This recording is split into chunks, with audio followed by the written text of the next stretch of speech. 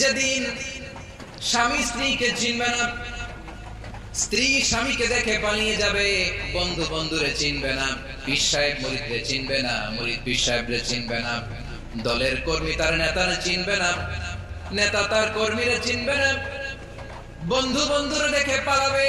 কঠিন মুহূর্তে সূর্যটা মাথার কাছে চলে আসবে, জমিনটা তামার জমিন হবে। আজকের জমিনের মতো নয়। মানুষ ঘর্মাক্ত, ক্লান্ত, শ্রান্ত মাথার মগজগুলো কানের ছিদ্র আর নাকের ছিদ্র দিয়ে বেয়ে বেয়ে পড়বে। বিশ্বনবী ফরমান, কিয়ামতের ওই কঠিন ময়দানে 7 শ্রেণীর ব্যক্তিকে রব্বুল আলামিন তার আরশের নিচে ছায়া দিবেন।